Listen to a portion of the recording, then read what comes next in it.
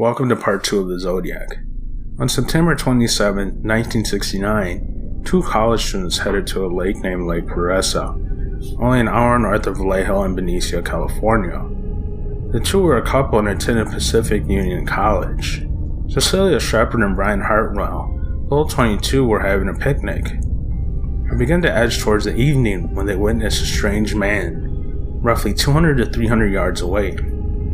Cecilia seemed uneasy about the man's presence as he crept closer, but Brian wasn't worried as it was a public park after all. When the unknown man was less than 100 yards away, he disappeared behind a tree, and Cecilia's worries only increased. Brian stated the man was probably just relieving himself. Around 6:30 p.m., the individual appeared out of the woods, dressed in all black and with a firearm. The man pointed a pistol in the couple's direction. Dressed in all black, he had a bib, which displayed a circle with a crosshair through it. If you recall in part 1, this is the symbol the authorities have associated with the Zodiac killer.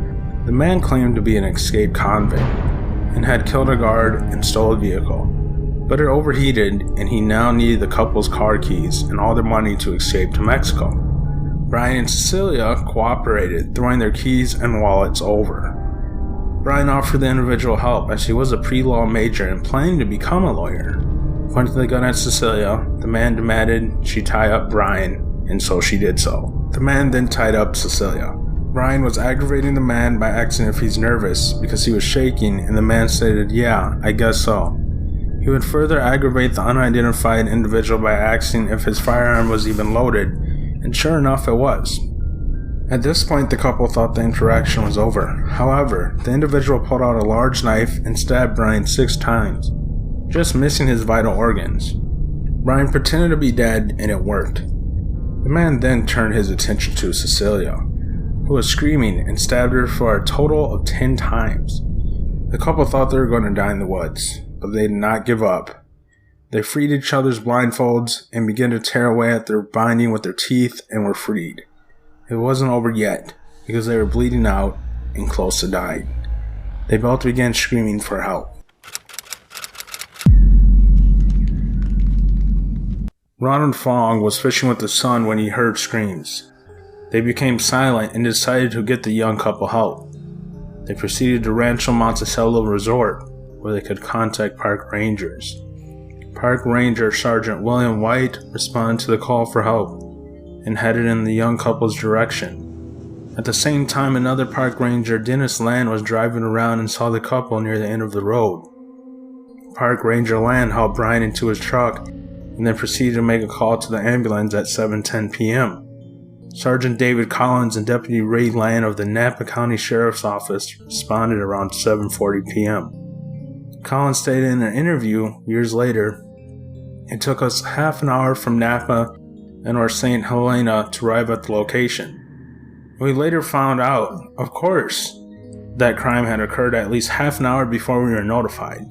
Cecilia gave her best description of the man to the authorities as a man who was approximately 5'11", weighing around 175 to 200 pounds, with combed greasy hair. Paramedics arrived at the scene at 7:55 p.m., nearly an hour and a half after the stabbings occurred. The couple wouldn't arrive at the hospital until 8:45 p.m. Cecilia was in medical coma and would pass away 2 days later, on September 29th, due to cerebral anoxia.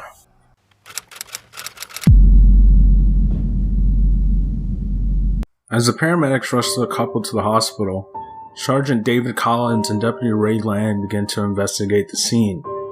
Sergeant Collins stated, "After the ambulance took the victims to the hospital in Napa, and while waiting for detectives from the sheriff's department to arrive, Deputy Land talked to the witnesses and obtained statements from them.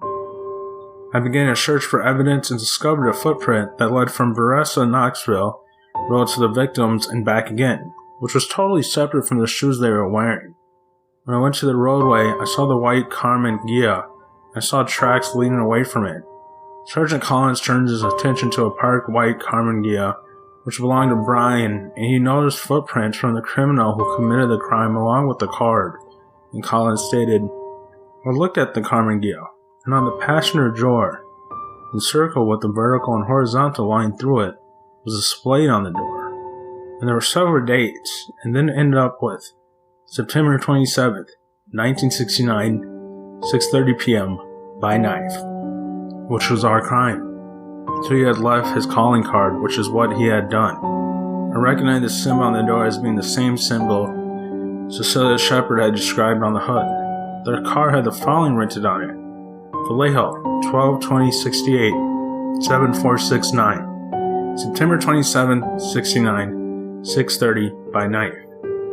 The individual who stabbed Brian Hartnell and Cecilia Shepard was taking credit for the Vallejo shootings, and it was confirmed the same person who wrote this was the same person who wrote the Zodiac letters. The authorities released the information to the press, but withheld by knife to weed out any copycats claiming to be the Zodiac killer. Behind Brian's vehicle were tire tracks indicating the suspect had parked right behind Brian's vehicle.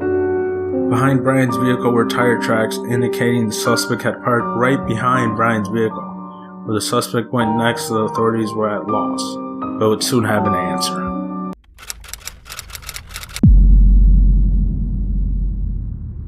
At 7:30 p.m. on September 27, 1969, Napa County Sheriff's Office received a call. Officer David Slate answered. Napa Police Department, Officer Slate. A brief silence occurred before a male voice responded. I want to report a murder. No, a double murder. They are 2 miles north of Park headquarters. They were in a white Volkswagen Carmen Ghia. Officer Slate said the man sounded like he was in his 20s. Officer Slate requested the man's location, but the man did not respond. Instead, he said, I'm the one who did it. Officer Slate was able to trace the call to a car wash in Napa on Main Street.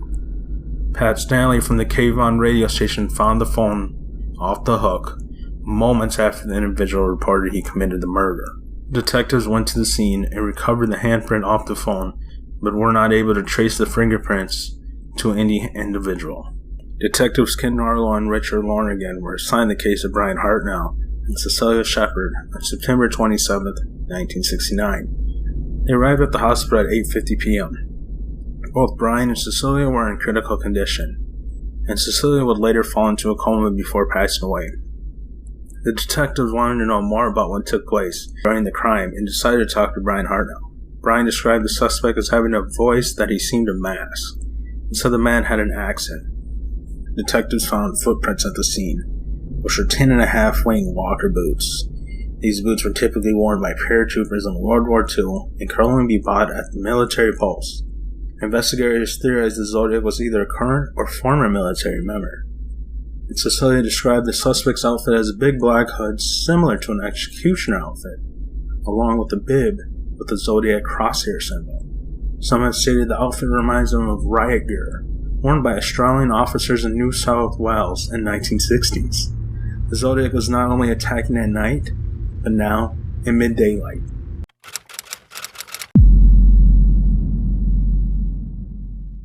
Paul Stein, a 29-year-old grad student, worked as a cab driver while attending San Francisco State University, studying for his doctorate in English. He was married to a woman named Claudia, and they had a long life ahead of them. Paul Stein attended classes all day, then sold insurance, and at night was a cab driver. But it was a struggle for him and his wife to keep afloat as they lived in a cheap, small apartment. On Saturday, October 11th, 1969, 2 weeks after the crime involving Brian Hartnell and Cecilia Shepard, Paul would start driving his car at 8:45 p.m. He drove through San Francisco for an hour, bringing the individual to the airport before returning to the city. As he wanted to make more income for the night, he headed to downtown San Francisco to find more customers. At 9:45 p.m., Paul received a call to pick up a customer at 500 9th Avenue. Paul arrived and picked up a man who asked him to drive him to the intersection of Washington and Maple Street.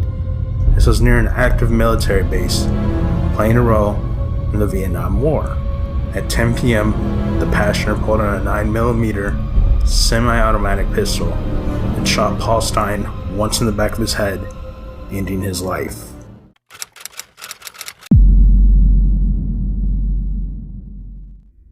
When Paul Stein was shot, 3 teenagers from a nearby apartment called the police at approximately 10 p.m. on Saturday, October 11, 1969. They stated the suspect stepped out of the vehicle and leaned into the front seat. He stood over the driver before pulling out a rag and wiped down the cab, more than likely to remove any fingerprints to be used for evidence. He then headed off to Julius Kahn Playground. The teenager stated the man had a particular walking style, in which he leaned his head over his entire body. The 3 teenagers were the only witnesses to ever see the Zodiac killer's face. Thank you for watching. Stay tuned. Until next time.